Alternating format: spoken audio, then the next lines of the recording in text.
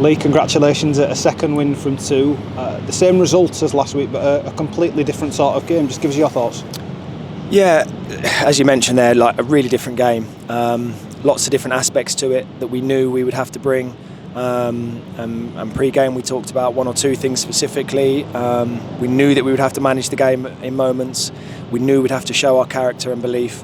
And I thought the guys really showed that. And for the most part, a really well-rounded away performance.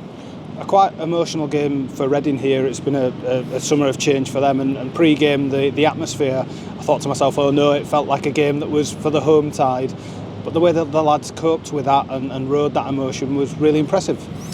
Yeah, look, I think we understood pretty clearly that was going to be the case today. So the pyrotechnics, the atmosphere, the energy in the stadium, the response to a defeat last week, we expected it all. And I thought, in fairness to Reading, they brought it very early on. But I did enjoy the way we handled that in the first part of the game. I really did. I think probably, in fact, the guys would have been disappointed not to have had even more success with some of the pictures and some of the situations we developed in the early part of the game. But I thought, in general, across the course of the 90 minutes, the guys handled that really well.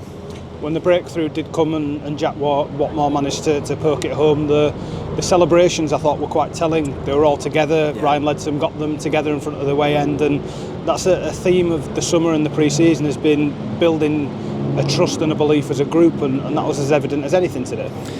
Yeah, well, look, I think the group value those moments, so they understand the importance of them. I certainly do, and when we are able to have those, rewards, we get the goals. Why not enjoy it? And why not enjoy it in front of a group of supporters that have travelled a long, long way, paid their hard-earned money to come and support us, and done so with incredible energy and enthusiasm across 97 minutes, regardless of the fact that we huffed and puffed a little bit towards the first part of the game. So great that the guys recognise that. Great that they're enjoying those moments together as a unit, and we want to see that more and more.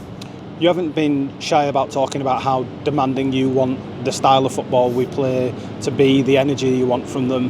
Is that the reason why we saw a couple of changes to the side? Because there's people that think you shouldn't change a winning team and all those sorts of cliches, but there were the three to start the game today.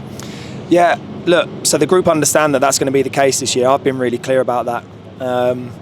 We want to have a strong and a deep group of players that we can select from each week, and we also want to be able to look at each game in isolation and also have an eye on what's coming as well. So it's important that with the demand that we put on the players each week, that we are able to do that, and we do have people that are ready and willing to step up and understand their jobs and their roles and responsibilities. And that doesn't just mean from game to game, that means during game as well. So we have to have people dialed into the game, completely ready and willing to come on and step on the gas and give us an extra lift, and we've shown that over the course of the last 2 weeks already.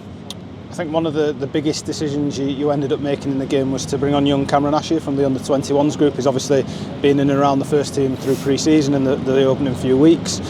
A fantastic goal for him on his league debut, but an interesting decision from yourself to introduce him at 1-0 up and trust the younger player in that scenario. Yeah, so there's a couple of things on that, and look, I mean, it probably would have been easier to select a senior player and fill the bench with one of the guys that has been working really hard, but the right thing in terms of balance for the squad and the bench today was young Cam Asher. Now that's a reward for Worthy, for Tongi, for the B team, for the under-21s group, who have supported our pre-season and supporting our work and everything we've been trying to do over the last 6 or 7 weeks superbly well.